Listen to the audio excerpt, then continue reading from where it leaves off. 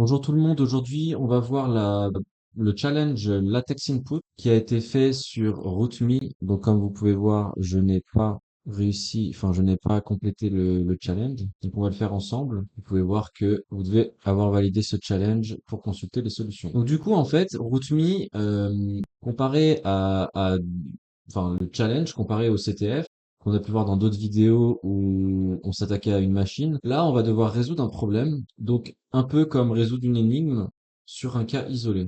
Donc déjà pour commencer, avant toute chose, on va se connecter sur le shell SSH de RootMe qui est ici. On se rend sur Kali Linux et on fait CTRL Maj V. Du coup, ça nous demande le password. On va le récupérer ici et on le colle. CTRL Maj V au clavier. Donc voilà, c'est bon. On a accès au shell de RootMe, c'est-à-dire qu'on a accès au challenge. Le but, c'est de récupérer le fichier password. Donc là, si je fais un ls-la, on peut le voir que le fichier password est là. Si je fais un cat pour catch, pour récupérer le contenu, il me dit permission denied. Donc du coup, tout l'intérêt du challenge, ça va être justement de trouver ce fameux fichier password. Donc déjà, ce qu'on va faire, c'est qu'on a un énoncé. Un énoncé, c'est comme un problème quand vous étiez en école primaire. On vous donne un énoncé et à la fin, vous devez trouver la réponse. Du coup, on peut voir directement que c'est du bash avant même qu'il y ait écrit cette ligne-là.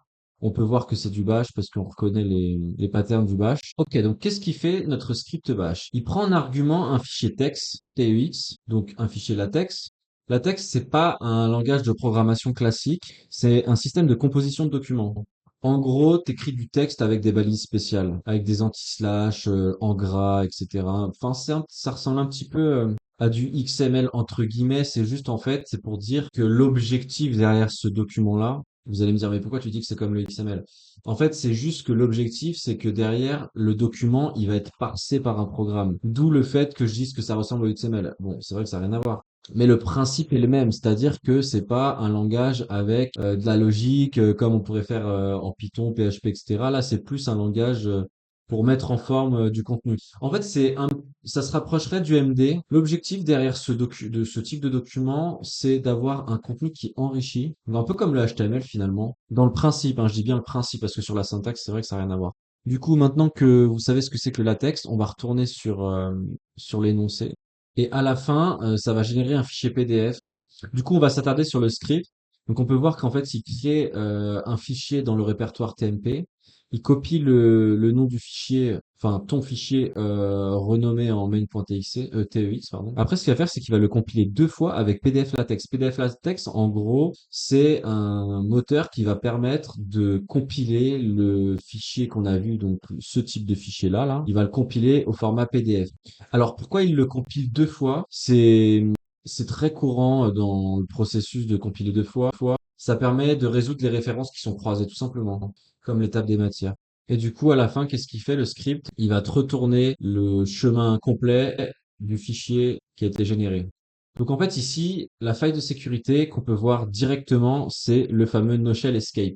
En fait, ça, là, c'est une option de sécurité qui est passée à PDF LaTeX qui va désactiver la commande write 18. Alors c'est quoi write 18? En fait, c'est une commande qui permet d'exécuter des commandes shell depuis le document LaTeX. En fait, le piège, là, ici, c'est que le flag no shell escape, il bloque que la fonction write 18. En fait, il va pas bloquer toutes les fonctionnalités de LaTeX. En gros, s'il n'y avait pas ce flag-là, j'aurais pu écrire, par exemple, un document dans lequel dedans j'aurais mis un code shell, une commande shell dans laquelle j'aurais écrit cat.password pour récupérer le password. Ensuite, on sait du coup qu'il y a il y a cet indice qu'ils nous ont laissé. Savez-vous comment fonctionne la fonction input? Du coup, ce qu'on va faire, c'est qu'on va chercher ce que fait la fonction input en latex. On va se rendre sur Google et on va taper latex input command afin d'avoir des informations sur celle-ci.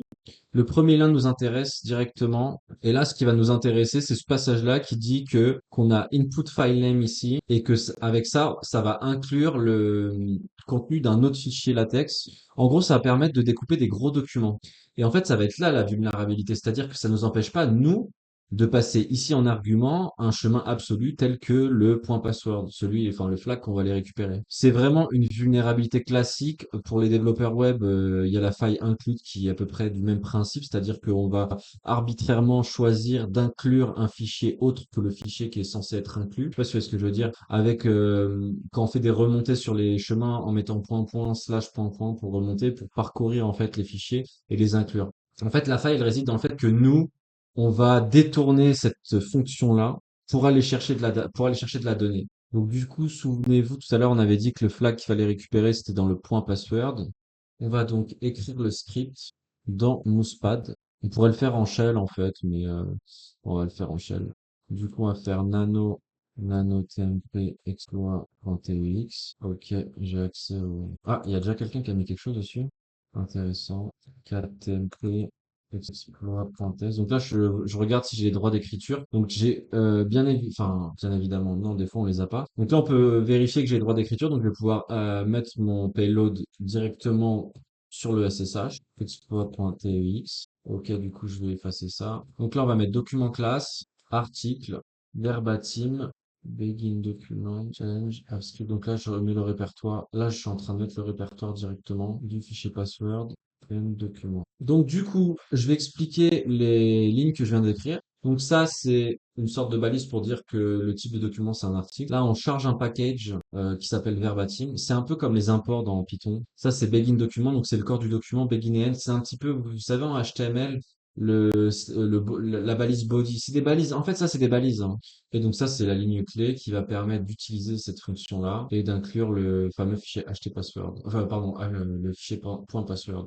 Donc du coup, nous, ce qu'on va faire, c'est qu'on va exécuter le fameux ch23.sh. Donc on va mettre ch23.sh tmp exploit.text compilation. Ok, ça n'a pas fonctionné. On va catch le log. En fait, l'erreur, elle vient du fait que le fichier .password n'existe pas. Donc je me suis trompé de répertoire. Je vais faire un ls challenge. Non, je vais pas faire ça. Je vais faire pwd pour savoir où je suis. D'accord. Donc en fait, il y a un répertoire. Alors, donc, je vais refaire le nano de tout à l'heure. Exploit.text.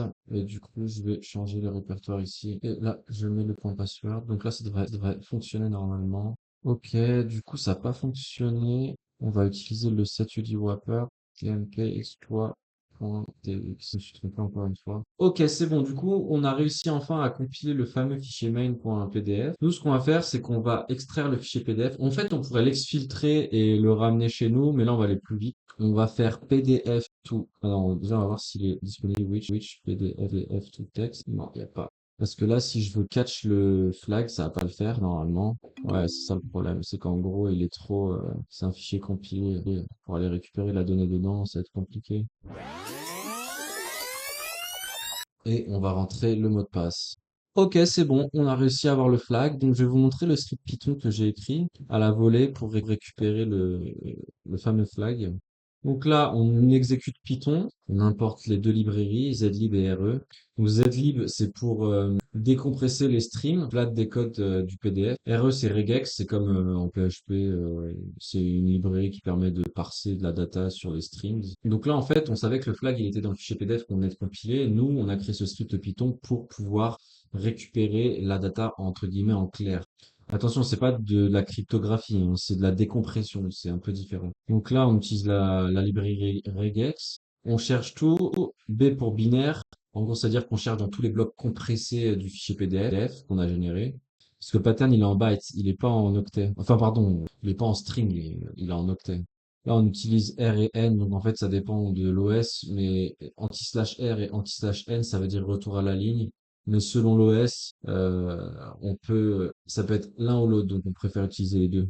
Redotall, c'est important, ça permet de matcher aussi les sauts de ligne, c'est-à-dire les retours quand on en a plusieurs. Sinon, il devrait s'arrêter à chaque n. Parce que des fois, en fait, dans le code, il y a des retours à la ligne, mais qui sont pas considérés comme du anti/n. Je sais pas comment expliquer, mais du coup, ce qui se passe, c'est que cette variable-là, c'est donc la récupération de tout. Et ce qu'on va faire, on va faire une boucle sur cette chaîne-là qu'on a récupérée. On va utiliser zlib décompresse pour décompresser le stream. Le S que vous voyez, c'est le S ici de la boucle en fait. Après, il faut avoir des notions en programmation. On a mis un error ignore. En gros, s'il y a un byte qui est pas décodable en UTF-8, bah, on ignore l'erreur.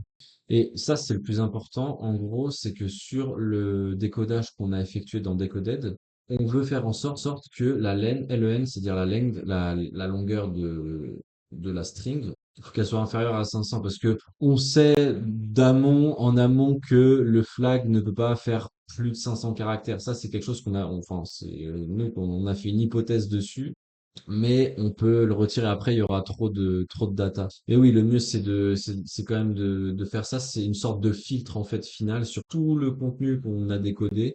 À la fin, on se dit, oui, mais attends, nous, ce qu'on veut, ce qu'on cherche, c'est un flag. Le flag, il peut pas faire plus de 500 caractères.